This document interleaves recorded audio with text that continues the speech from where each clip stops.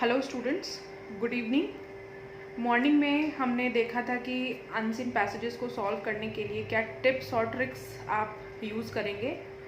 इस वीडियो में मैं आपको बताऊंगी एक एग्जाम्पल उसी ट्रिक के साथ सॉल्व करके, और आगे हम लोग देखेंगे कि किस तरीके से आप अपनी वोकैबुलरी को इन्हांस करके बहुत ही ईजिली सिनोनिम्स, एंटोनिम्स, प्रीफिक्स और सफिक्स से रिलेटेड क्वेश्चंस उनको अच्छे से कर सकते हैं। तो जैसा कि आप देख रहे हैं कि कुछ इस तरीके का अनसीन पैसेज जो है वो आपके एग्ज़ाम में आएगा। और जैसा कि सुबह मैंने आपको बताया था कि अनसीन पैसेजेस दो तरह के होते हैं, ट्रेडिशनल पैसेजेस और मॉडर्न पैसेजेस। ये एग्जाम्पल है एक मॉडर्न अनसीन पैसेज का। कुछ इसी तरह का अनसीन पैसेज आपके सेमेस्टर एग्जाम्स में आ सकता है। इसमें अगर आप देखिए तो इसमें पैसेज जो है वो एज सच पैराग्राफ फॉर्म में नहीं है, और इसमें क्वेश्चंस जो है वो क्वेश्चन आंसर्स भी हैं। इसमें आपका एंटोनिम्स भी दिए हुए हैं और आपके सिनोनिम्स दिए हुए हैं। तो ये एक परफेक्ट एग्जांपल है मॉडर्न अनसीन पैसेज का। अब हम देखते हैं कि अनसीन पैसेज को, जैसे कि मैंने आपको बताया था कि आपको अनसीन पैसेज को कम से कम 3 बार पढ़ना है, और आपके बिहाफ में मैं एक आपको यहाँ पर रीड करके बता दे रही हूँ अनसीन पैसेज, ताकि जब हम क्वेश्चंस को सॉल्व करेंगे तो आपको समझने में आसानी होगी। तो पहली लाइन जो आपका पहला स्टेप था, read the following passage carefully and answer the questions that follow it. There was a time when numerous people died of infections because they did not know the rules of health and hygiene. But now modern medical research has disclosed that most of the diseases are caused by harmful germs. Steps are being taken to prevent the harmful germs from polluting our food, water, atmosphere, etc. The government has passed laws prohibiting people from selling dirty and rotten eatables. The rules of health and hygiene are taught to students in schools and propagated through press, radio, TV, etc. Besides, new researches have given us wonderful medicines, vaccine, etc. and hence man is able to get freedom from pain and many diseases which were previously considered incurable. More and more hospitals are being opened for healthier and longer life. All this has brought down death rate from diseases to a large extent. तो ये आपका unseen passage है। इस तरीके से कुछ आप जब आप पढ़ेंगे तो फर्स्ट टाइम आप इस तरीके से रफली रीड करेंगे। अब सेकेंड और थर्ड टाइम में आपको पता है क्या करना है। सेकेंड टाइम में आपको थोड़ा ध्यान से पढ़ना है और आपको जो टेंस है उसको समझना है, लाइन्स को समझना है। अब अनसीन पैसेज को आपने जब पढ़ा तो आपको ये क्लियरली समझ में आ गया कि बेसिकली ये जो पैसेज है ये किस बारे में है। ये हेल्थ और हाइजीन के बारे में है कि किस प्रकार से पहले के समय में लोगों को, चूँकि इतनी जानकारी नहीं थी, लोग इतना अपने स्वास्थ्य को लेकर जागरूक नहीं थे, तो किस तरीके से इन्फेक्शंस की वजह से लोग जो है वो मृत्यु को प्राप्त हो जाते थे, और किस तरीके से जब साइंस और टेक्नोलॉजी ने तरक्की की तो किस तरीके से वैक्सीन्स आ गई, मेडिसिन्स आ गई, और किस तरीके से जो है वो ये जो डेथ रेट था उसको कितने हद तक वो कम कर लिया गया है। और आजकल स्कूल्स और कॉलेजेस में भी जो है वो हेल्थ के इम्पोर्टेंस के लिए काफ़ी प्रचार प्रसार किया जा रहा है। तो ये एक सेंट्रल आइडिया आपको लग गया सेकेंड टाइम जब आपने रीड कर लिया। अब थर्ड टाइम जब आपको, हमको क्या करना है, थर्ड टाइम में हमको जो हमारे क्वेश्चंस हैं, जो मैंने आपको सुबह ट्रिक बताई थी कि आपको क्वेश्चन 1 का आंसर कहाँ देखना है। चूँकि इसमें पैराग्राफ नहीं है तो हम इसमें लाइन्स देखेंगे कि क्वेश्चन नंबर 1 है तो हमको लाइन नंबर 1 और 2 में देखना है। क्वेश्चन नंबर 2 है तो हमको लाइन नंबर 2, 3 या 3, 4 में भी हम देख सकते हैं। क्वेश्चन नंबर 3 है तो 3 और 4, और जो लास्ट क्वेश्चन है, जैसे कि मैंने आपको बताया था सुबह कि जो लास्ट क्वेश्चन है वो आपका मोस्ट प्रोबेबली लास्ट लाइन में आपको उसका आंसर मिल जाएगा। देखिए, जो मॉडर्न अनसीन पैसेजेस होते हैं उसका आंसर कभी कभी हो सकता है कि टू द पॉइंट पैसेज में ना दिया हो, तो वहाँ पर आपको अगर टेंस की अच्छी नॉलेज है तो आप अपने से आंसर बनाकर भी लिख सकते हैं। तो अब मैं क्वेश्चन नंबर 1 की तरफ देखती हूँ। Why did numerous people die of infections. अगर आप सर्च करेंगे, आपने ढंग से अगर 2 बार पैसेज पढ़ा है तो आपको इस क्लियरली ये पता चल जाएगा कि इसका आंसर पहली ही लाइन में दिया हुआ है। ठीक है, There was a time when numerous people died of infections because they did not know the rules of health and hygiene. आपको आसानी से इजीली आंसर मिल गया। दूसरा क्वेश्चन है, why are the rules of health and hygiene taught to the students in schools? अब ये आप थोड़ा सा देखेंगे, हम जब आएंगे सेकेंड और थर्ड लाइन के ऊपर तो हमको एग्जैक्टली सेकेंड या थर्ड में नहीं मिल रहा, हमको फोर्थ के स्टार्टिंग में इसका आंसर मिल रहा है। तो जैसा कि मैंने आपको बताया कि अगर सेकेंड थर्ड में नहीं है तो आप नेक्स्ट लाइन चेक कर लीजिए, आपको आसानी से आंसर मिल जाएगा। The rules of health and hygiene are taught to students in schools and propagated through press, radio, TV etcetera. इसका भी आंसर आपको मिल गया। What has given man freedom from pain and diseases. अगर हम इसका आंसर देखेंगे तो आपको आराम से, चूंकि क्वेश्चन नंबर ये 3 है तो थर्ड एंड फोर्थ लाइन में आपको इसका आंसर मिल जाएगा कि besides now new researches have given us wonderful medicines, vaccines etcetera and hence man is able to get freedom from pain and many diseases which were previously considered incurable. देखिए इसका answer हमको आसानी से line number 3 में मिल गया। Last question, अब हमको कहाँ फोकस करना है, पैसेज की लास्ट लाइन पे। What is being done to ensure healthier and longer life? More and more hospitals are being opened for healthier and longer life. तो देखा आपने कितनी आसानी से और कितना जल्दी 2 बार में ही पैसेज पढ़ के आप आसानी से आपके क्विक Q&A सॉल्व हो गए। अब हम आते हैं जो बहुत से स्टूडेंट्स को डिफ़िकल्ट लगता है, सिनोनिम्स, एंटोनिम्स। और एग्ज़ाम्स में आपके बहुत ही इजी पैसेज आता है। आप कम्युनिकेशन स्किल्स पार्ट 1 में भी अनसीन पैसेज सॉल्व कर चुके हैं और आपको पता है इतना टफ पैसेज नहीं आता है।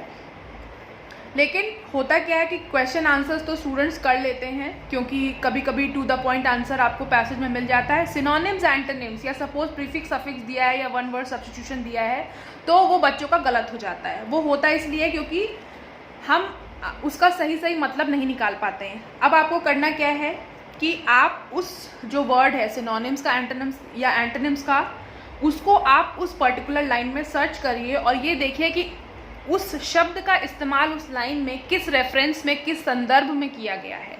जैसे कि यहाँ पर पहला जो वर्ड है जिसका हमको विलोम शब्द एंटोनिम पता करना है वो है हाइजीन। तो अगर आप देखें तो हाइजीन हमारा पहली लाइन में दिया हुआ है, ये दिया हुआ है कि the rules of health and hygiene. अब आप देखिए the rules of health and hygiene, यहाँ पर हेल्थ के साथ हाइजीन का इस्तेमाल किया गया है। तो हेल्थ का मतलब आपको पता है, हेल्थ का मतलब क्या होता है, स्वास्थ्य। और ये तो हम सभी को पता है कि जहाँ पर स्वास्थ्य होता है, जब स्वास्थ्य की बात की जाती है तो वहाँ पर स्वच्छता की भी बात की जाती है। स्वच्छता और स्वास्थ्य दोनों ही आपस में रिलेटेड होते हैं, जुड़े हुए होते हैं। तो इस तरीके से हम हाइजीन का मतलब समझ सकते हैं कि हाइजीन का मतलब क्या हो गया, स्वच्छता यानी क्लीनलीनेस। अब क्लीनलीनेस का उल्टा क्या हो सकता है, जाहिर सी बात है डर्टी भी हो सकता है या पॉल्यूटेड भी हो सकता है। तो देखा, इस तरीके से हमने एंटोनिम फाइंड कर लिया इजीली हाइजीन का। दूसरा जो हमारा शब्द है वो है पॉल्यूट। अब पॉल्यूट किस जो है वर्ड से एसोसिएटेड है, पॉल्यूशन से। और पॉल्यूट का क्या मतलब होता है, जहाँ पर पॉल्यूशन होता है वहाँ पर हार्मफुल जर्म्स होते हैं, कीटाणु होते हैं। तो आप पॉल्यूट को जोड़ सकते हैं, रिलेट कर सकते हैं पॉल्यूशन से या जर्म्स से या गंदगी से, ठीक है। तो पॉल्यूट का एंटोनिम क्या हो सकता है, क्लीनलीनेस या इवन हाइजीन भी करेक्ट है, जो कि आपने पहले वाले वर्ड में देखा था, ठीक है। तो इस तरीके से आप अपने एंटोनिम्स को आपने इजीली सॉल्व कर लिया। बस आपको एक बात का ध्यान रखना है कि आपको उस शब्द का जो रेफरेंस है वो देखना है, उसको समझना है, क्योंकि देखिए अल्टीमेटली जो गोल है वो यही है कि पैसेज को पढ़ना है और समझना है अच्छी तरीके से। अब आते हैं सिनोनिम्स की तरफ। आपका पहला वर्ड है प्रिवेंट। अब हम देखेंगे प्रिवेंट कहाँ दिया हुआ है पैसेज में।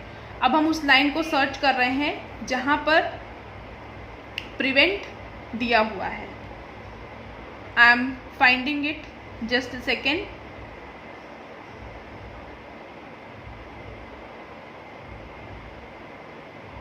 प्रिवेंट मिल गया। See, steps are being taken to prevent the harmful germs from polluting our food, water, atmosphere etcetera. अब prevent, steps are being taken, steps are मतलब कदम उठाए गए।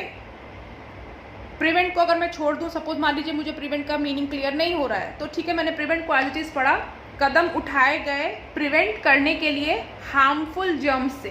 तो जब हार्मफुल जर्म्स यानी जो खतरनाक कीटाणु होते हैं, फ्रॉम पॉल्यूटिंग आवर फूड, ताकि वो हमारे खाने को प्रदूषित ना कर सके। तो अब आप रिलेट कर सकते हैं कि कदम उठाए गए रोकने के लिए, रोकना हो सकता है, इसका एक सिनोनिम हो सकता है स्टॉप, टू स्टॉप, ताकि वो कीटाणु हमारे खाने को प्रदूषित ना कर सके। तो प्रिवेंट का मुझे मतलब क्लियर हुआ कि यहाँ पर प्रिवेंट का जो मीनिंग निकल के आ रहा है वो हो रहा है रोकना, टू स्टॉप, या प्रोहिबिट भी हो सकता है। नेक्स्ट हमारा सिनोनिम है वर्ड हाइजीन। तो ये हमने इसका एंटोनिम भी पूछा था, हेल्थ एंड हाइजीन। तो जैसे कि मैंने आपको पहले भी बताया था कि जहाँ पर हेल्थ की बात आती है, स्वास्थ्य की बात आती है, वहाँ पर स्वच्छता की बात आती है। तो हाइजीन का सीधा सीधा सिनोनिम निकल के आया क्लीनलीनेस, या क्लीन भी आप अगर लिख रहे हैं तो सही है।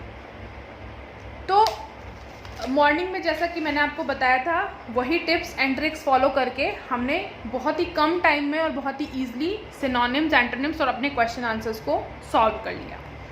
अब और मैं आपको बताना चाहूँगी कि एक्चुअली ये तो सेमेस्टर एग्जाम्स की बात है, लेकिन अगर आप वाकई में चाहते हैं कि आपकी जो वोकैबुलरी है वो अच्छी हो, ताकि कभी भी आपको रिटन इंग्लिश, चाहे वो कोई पैसेज सॉल्व करना हो या आगे अभी आप जब बिजनेस कॉरेस्पॉन्डेंस पढ़ेंगे, वहाँ पर आप लेटर्स लिखना सीखेंगे, रिपोर्ट्स लिखना सीखेंगे, मेमोज या सर्कुलर्स लिखना सीखेंगे, तो सबसे जो इम्पॉर्टेंट चीज़ आती है वो ये है कि आपकी वोकैबुलरी बहुत अच्छी होनी चाहिए। और वोकैबुलरी जब आपकी अच्छी होगी तो आपकी रिटन इंग्लिश भी अच्छी होगी। अब वोकैबुलरी को इन्हांस करने के लिए मैं आपको कुछ तरीके बता रही हूँ, और ये तरीके बिल्कुल भी नए नहीं है। ये मत सोचिएगा कि मैम कुछ आउट ऑफ द बॉक्स कुछ नया बता रही हैं। ये ट्रिक्स पहले भी हैं, पहले से ही हैं, और हो सकता है आपको किसी किताब में आपने ये पढ़ा भी हो या कोई वीडियो इन पर देखा हो। तो बस मैं आपको एक बार रिमाइंड करा रही हूँ कि अगर आप इन छोटी छोटी चीज़ों का ध्यान रखेंगे तो आपकी इंग्लिश पे भी पकड़ उतनी अच्छी हो जाएगी। तो जो सबसे पहला जो तरीका होता है अपनी, अगर आप वोकैबुलरी को अच्छा करना चाहते हैं, तो वो मैं बोलूँगी कि आप रूट वर्ड्स की, अगर आपको जितने ज़्यादा रूट वर्ड्स का मीनिंग आपको पता होगा, उतने ज़्यादा नए वर्ड्स आपको सीखने में आसानी होगी। अब पहले आप ये समझिए कि ये जो रूट वर्ड है, ये जो रूट वर्ड जो है ये क्या होता है। तो ये जो रूट वर्ड्स होते हैं ये ऐसे प्रीफिक्स या ऐसे सफिक्स होते हैं जिनको वर्ड के पहले, अगर प्रीफिक्स है तो जाहिर सी बात है वर्ड के पहले आएगा, और अगर सफिक्स है तो वर्ड के बाद में आएगा, जिनको शब्द के पहले या बाद में लगाकर हम किसी नए वर्ड को फॉर्म करते हैं, नए वर्ड को बनाते हैं। ठीक है, ऐसे शब्दों को, ठीक है, ऐसे प्रीफिक्स और ऐसे सफिक्स को रूट वर्ड्स कहा जाता है। ठीक है, अब मैं आपको एग्जांपल देती हूँ।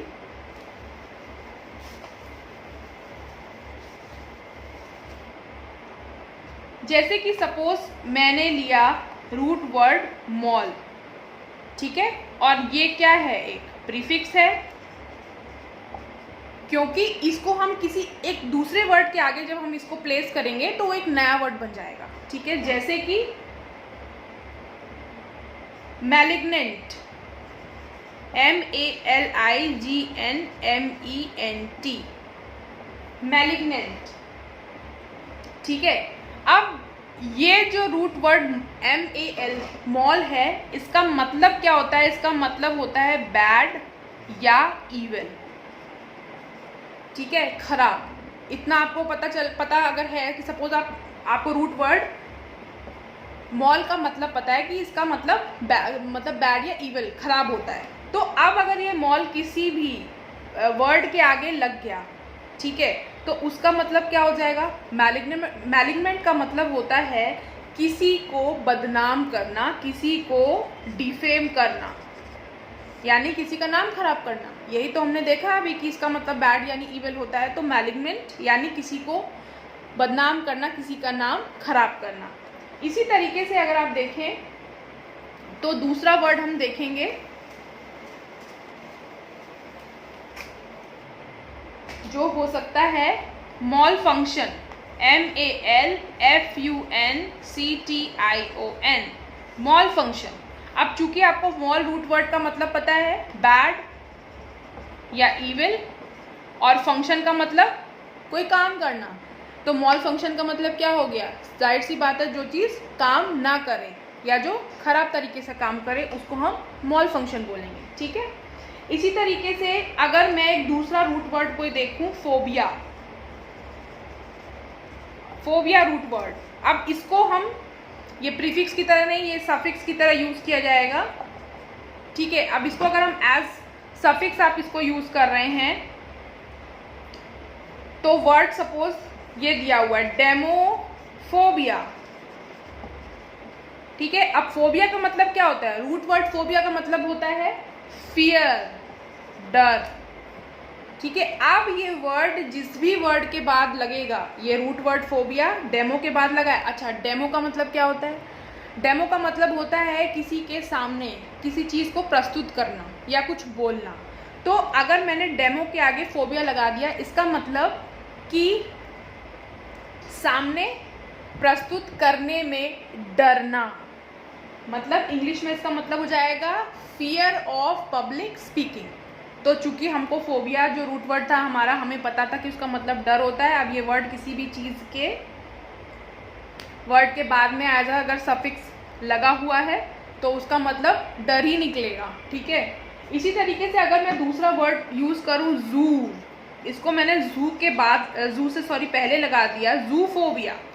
तो जूफोबिया का मतलब डर, आपको पता है। अब किस चीज़ का डर? जूफोबिया जो है फियर ऑफ एनिमल्स। तो ऐसे लोग जिनको एनिमल्स से डर लगता है, ऐसे लोगों को बोलते हैं कि भाई आपको जूफोबिया है, आपको जानवरों से डर लगता है, ठीक है। तो देखा आपने कितना आसान है। अगर आपकी रूट वर्ड्स पे पकड़ अच्छी है, रूट वर्ड्स के मीनिंग आपको पता है, तो आप बहुत ईजिली नए नए जो है वर्ड्स को सीख सकते हैं। सिनोनिम्स अच्छी तरीके से आप कर सकते हैं, और प्रीफिक्स और सफिक्स को भी इसी तरीके से सॉल्व किया जाता है, रूट वर्ड्स अगर आपको पता है तो। अब एक और रूट वर्ड लेते हैं,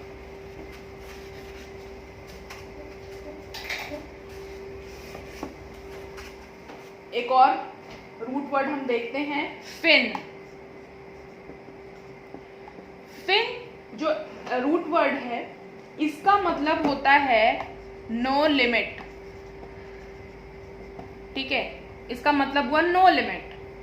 अब ये फिन अगर किसी शब्द के बीच में आ रहा है या लास्ट में आ रहा है, तो आपको पता होगा कि उस शब्द में कहीं ना कहीं उसके अर्थ में नो लिमिट जो है वो जरूर आएगा। फॉर एग्जाम्पल इनफिनिटी,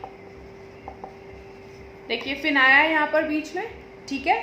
तो इनफिनिटी का मतलब क्या हो गया? जिसकी कोई सीमा नहीं होती, नो लिमिट्स, ठीक है, या विदाउट लिमिट्स, ठीक है। उसी तरीके से डेफिनेट, DEFINITE, यहाँ पर भी फिन रूट वर्ड आया है। तो डेफिनेट का मतलब क्या होता है? जिसकी कोई लिमिट ना हो, यानी जिसकी कोई लिमिट नहीं होगी वो निश्चित होगा।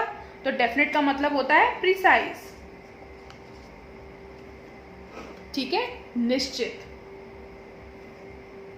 तो इस तरीके से रूट वर्ड्स को याद करके हम बहुत सारे नए नए वर्ड्स बना सकते हैं। एक तरीका तो ये होता है कि भाई आप क्या कहते हैं, डिफरेंट रूट वर्ड्स देख लीजिए, और मैंने आपके साथ डिफरेंट रूट वर्ड्स शेयर भी किए हैं, आप वहाँ से देख सकते हैं। और भी अगर आप कहेंगे तो मैं रूट वर्ड्स की लिस्ट आपको वो PDF के फॉर्म में सेंड कर दूँगी, अगर आप सीखना चाहेंगे तो। दूसरी जो सबसे बहुत इंटरेस्टिंग टेक्निक होती है वो होती है न्यूमोनिक्स,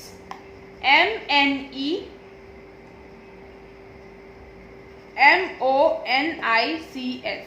इसमें M साइलेंट है, निमोनिक्स इसको पढ़ा जाता है। निमोनिक्स का मतलब ये होता है कि अगर आप किसी भी वर्ड के साथ कोई स्टोरी या कोई पोएम को एसोसिएट कर दें तो आपको उस वर्ड को याद रखने में बहुत आसानी होती है, ठीक है। फॉर एग्जाम्पल अगर मैं बात करूं इस शब्द की, अबैश, ठीक है।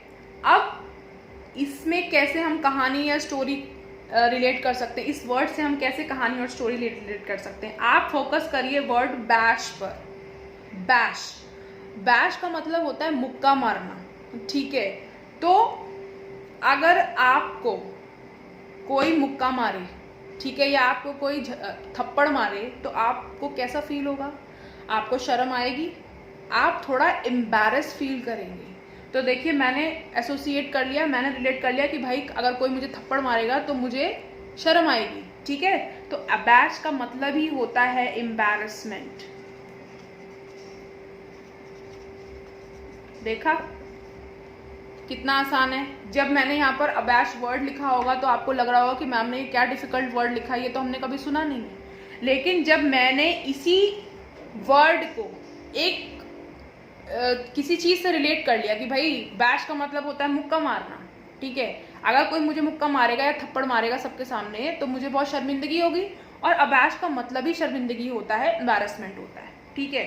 अब इसी तरीके से हम दूसरा वर्ड देखते हैं, अबोर्ड, ABORDE, अबोर्ड। अब आप अगर इस ध्यान से इस वर्ड को प्रोनाउंस करें, पढ़ें बार बार, अबोर्ड, तो इसमें जो साउंड आ रहा है वो आ रहा है अबोर्ड, ठीक है, आ रहा है ना, अबोर्ड, अबोर्ड। तो ऐसा लग रहा है मैं अबोर्ड बोल रही हूँ, ठीक है। और अबोर्ड का मतलब होता है लिविंग प्लेस, जहां पर लोग रहते हो, ठीक है, अबोर्ड, अबोर्ड। तो अबोर्ड का मतलब होता है लिविंग प्लेस। तो अबोर्ड का मतलब क्या हो गया? ये पहले वाले वर्ड का मतलब क्या हो गया? होम। भाई लोग कहाँ पे रहते हैं? घर में रहते हैं ना। तो अबोर्ड का मतलब हो गया, ABORDE का मतलब हुआ होम, ठीक है। तो थोड़ा सा अगर आप देखें तो थोड़ा सा भी अगर आप अपना दिमाग लगाएंगे तो आप बहुत आसानी से, ये न्यूमोनिक्स टेक्निक भी बहुत इंटरेस्टिंग टेक्निक्स होती है, आप बहुत आसानी से एसोसिएट करके भी नए नए वर्ड्स को फॉर्म कर सकते हैं। अब हम लोग एक और नया एग्जाम्पल देखते हैं न्यूमोनिक्स का ही, एफ्लिक्शन। एफ्लिक्शन वर्ड आपने सुना होगा, बहुत कॉमन वर्ड है, एफ्लिक्शन, ठीक है। अब अगेन इसको बार बार प्रोनाउंस करिए, इसमें कौन कौन सा साउंड आ रहा है? एफ्लिक्शन, इसमें कुछ कुछ, एक तो एफ, तो अफेक्शन आ रहा है निकल के, ठीक है। लिक्शन, लिक, तो कॉन्फ्लिक्ट भी हमें समझ में आ रहा है, ठीक है। मतलब एफ्लिक्शन जब मैं बार बार बोल रही हूँ तो मुझे कुछ कुछ अफेक्शन जैसा साउंड आ रहा है और कुछ कुछ कॉन्फ्लिक्ट जैसा साउंड आ रहा है। और अफेक्शन हमारा किसके साथ होता है? जो हमारे नियर और डियर वंस होते हैं, जैसे कि हमारे फैमिली मेम्बर्स हो गए, हमारे फ्रेंड्स हो गए, हमारे कलीग्स हो गए, जो हमसे बहुत क्लोज होते हैं, जो हमारा प्यार होता है वो उनकी तरफ होता है, अफेक्शन। अफेक्शन का मतलब होता है प्यार। और जब उनके साथ हमारा कोई कॉन्फ्लिक्ट होता है या उनके साथ हमारा कोई लड़ाई झगड़ा होता है तो आप डिप्रेस होते हैं, आपको स्ट्रेस होता है। तो वही चीज़ है कि जब आपका आपके नियर और डियर वंस के साथ या फैमिली मेम्बर्स के साथ कोई भी मतभेद, कोई भी कॉन्फ्लिक्ट होगा तो आपको होगा एफ्लिक्शन। और एफ्लिक्शन का मतलब क्या होता है कि a cause of great suffering या डिस्ट्रेस, मतलब किसी भी परेशानी का कारण, किसी भी तनाव का कारण, उसको हम एफ्लिक्शन बोलते हैं। तो देखा, ये इतना बड़ा वर्ड था, इसको मैंने इसका न्यूमोनिक्स बनाया, एफेक्शन और कॉन्फ्लिक्ट। तो जिसके साथ हमारा कॉन्फ्लिक्ट होता है, अगर हमारा किसी फ्रेंड के साथ कॉन्फ्लिक्ट हो गया, किसी फ्रेंड के साथ लड़ाई हो गई है, कॉन्फ्लिक्ट का मतलब होता है मतभेद, लड़ाई, तो हमें बहुत स्ट्रेस हो जाएगा, ठीक है, और उसी का मतलब होता है एफ्लिक्शन। तो ये थी हमारी दूसरी टेक्निक न्यूमोनिक्स, कि हमें वर्ड के साथ जब हम कोई स्टोरी बना देंगे या कोई पोयम भी आप बना सकते हैं, ठीक है, तो उस तरीके से जब हम वर्ड को याद रखने की कोशिश करेंगे तो वर्ड हमको बहुत आसानी से याद हो जाएगा। जो थर्ड और लास्ट टेक्निक होती है वो होती है विजुअलाइजेशन। ये वर्ड आपने पहले भी सुना है, विजुअल, ये विजुअल से आया है। और विजुअलाइजेशन यानी काल्पनिक, कल्पना करना, ठीक है। अब कल्पना करना, जब आप किसी भी वर्ड को अपनी कल्पना से जोड़ दीजिए, इमेजिन करिए, अगर आप उसको किसी चीज से जोड़ के देखिए, सपोज बोल्ट, बोल्ट वर्ड का इंग्लिश में मतलब होता है ईट क्विकली, जल्दी जल्दी खाना। और बोल्ट से आपको उसेन बोल्ट का नाम याद आया, जो कि एक धावक हैं, रनर हैं, और उनके नाम पे बहुत सारे रिकॉर्ड्स हैं क्योंकि वो बहुत तेज भागते हैं, बहुत जल्दी भागते हैं। तो देखा, मेरी जो इमेजिनेशन थी, मेरी जो कल्पना थी, उसमें मैंने तुरंत बोल्ट वर्ड को उसेन बोल्ट से जो है वो मैंने रिलेट कर दिया, जोड़ दिया। अब जब भी, चूंकि बोल्ट का इंग्लिश में उसेन बोल्ट बहुत तेज भागते हैं, इसीलिए बोल्ट का मतलब होता है जल्दी जल्दी खाना। अब कभी भी जब बोल्ट वर्ड में पढ़ूंगी तो तुरंत मेरे दिमाग में स्ट्राइक होगा कि अच्छा, उसेन बोल्ट बहुत तेज दौड़ता है, बहुत फास्ट दौड़ता है, तो इसीलिए बोल्ट का मतलब होता है जल्दी जल्दी खाना, टू ईट क्विकली। तो इसको बोलते हैं विजुअलाइजेशन टेक्निक, जिसकी हेल्प से हम अपनी वोकैबुलरी को इनहेंस कर देते हैं। तो देखिए, जब आपकी वोकैबुलरी अच्छी होगी तो आप क्या जो है वो सिनोनिम्स आप इजीली कर पाएंगे, ठीक है, समानार्थी शब्द, और जो वन वर्ड सब्स्टिट्यूशन है और जो प्रीफिक्स सफिक्स है वो भी आप इजीली कर पाएंगे। अब बात करते हैं एंटोनिम्स की। देखिए, एंटोनिम्स को भी सॉल्व करने की कुछ ट्रिक्स होती हैं, सारे वर्ड्स नहीं, बट हाँ कुछ वर्ड्स हम क्रैक कर सकते हैं। ये जो 3 रूल है, 3 रूल्स फॉर एंटोनिम्स, सारे वर्ड्स की मैं बात नहीं कर रही हूँ। अगर सारे वर्ड्स तो आप तभी क्रैक कर पाएंगे जब आपके संदर्भ में उस शब्द का इस्तेमाल किया जा रहा है, और अगर वोकैबुलरी आपकी अच्छी है तो इजीली कर पाएंगे। लेकिन कहीं कहीं पर आप इन 3 रूल्स का इस्तेमाल कर सकते हैं। जैसे कि पहला जो रूल है वो ये है कि इंग्लिश में जो वर्ड RE से स्टार्ट हो रहे हैं, इंग्लिश में बहुत सारे ऐसे वर्ड्स हैं जो RE से स्टार्ट होते हैं, अगर उन वर्ड के आगे हम IR लगा दें तो उसका एंटोनिम हम बना सकते हैं। कैसे? पहला एग्जाम्पल रेगुलर को देख लीजिए। रेगुलर के आगे अगर आप IR लगा देंगे तो क्या हो जाएगा? इर्रेगुलर, ठीक है, RE से स्टार्ट था ये, इसके आगे मैंने IR जस्ट लगा दिया तो इर्रेगुलर हो गया। दूसरा हम देखते हैं रिस्पॉन्सिबल, बहुत कॉमन वर्ड है ये रिस्पॉन्सिबल, इसके आगे मैंने IR लगा दिया और कुछ नहीं किया मैंने, इर्रेस्पॉन्सिबल, जिम्मेदार, गैर जिम्मेदार। नेक्स्ट वर्ड हमारा हो सकता है रेलेवेंट, उचित, इसके आगे कुछ नहीं करना, IR लगा देना है। इररेलेवेंट, आपको स्पेलिंग भी क्रॉस चेक करने की जरूरत नहीं है, आपको सिंपल जो स्पेलिंग दी हुई है उसके आगे आपको IR प्लेस कर देना है, ठीक है।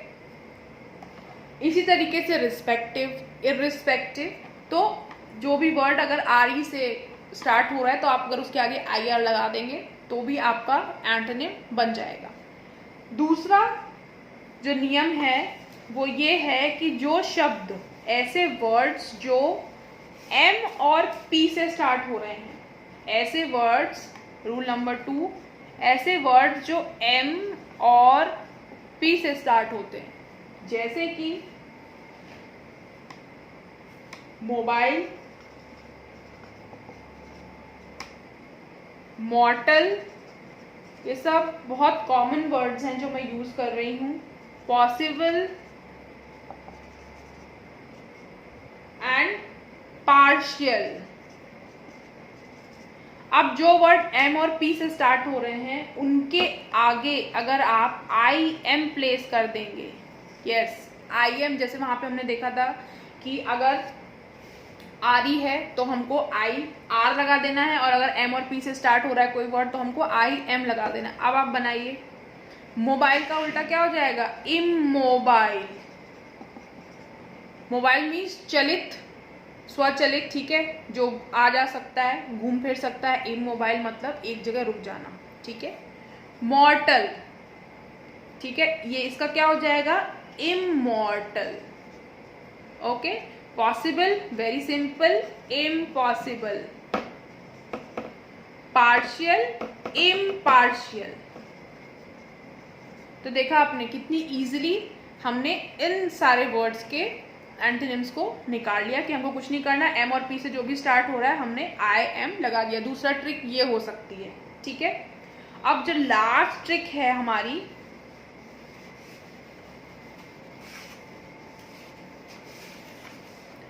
वो ये है कि जो वर्ड्स एल से स्टार्ट हो रहे हैं, जो भी इंग्लिश के ऐसे वर्ड्स हैं जो एल से स्टार्ट हो रहे हैं, उनके आगे हम लगा देंगे I L. Yes, I L लगा देंगे, इसका एंटोनिम बन जाएगा। जैसे कि सपोज आप ले लीजिए लॉजिकल, लॉजिकल, ठीक है, और इसके आगे मैं आई एल लगा दूं तो कुछ नहीं करना, इलॉजिकल। कई बार ऐसा भी होता है कि स्पेलिंग मिस्टेक्स बच्चे कर जाते हैं, बट यहाँ पे आपको कुछ नहीं करना, लॉजिकल की स्पेलिंग एज इट इज रहेगी, बस आगे आगे आपको सिर्फ आई एल लगा देना है। लॉजिकल हो गया। उसी तरीके से हम देखें तो लीगल, ठीक है, इलीगल, ठीक है, लिटरेट, तो इसका क्या हो जाएगा, इलिटरेट, स्पेलिंग वही रहेगी। तो इस तरीके से सिंपल हम एंटोनिम्स को भी थोड़ा सा ट्रिक के साथ अगर करेंगे तो हम एंटोनिम्स भी इजीली निकाल सकते हैं।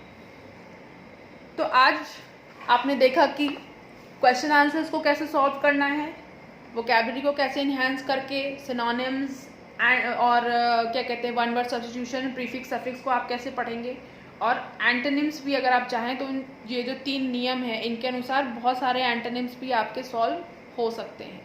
तो इस तरीके से जो आपका यूनिट 2 था वो यहाँ पर ख़त्म होता है।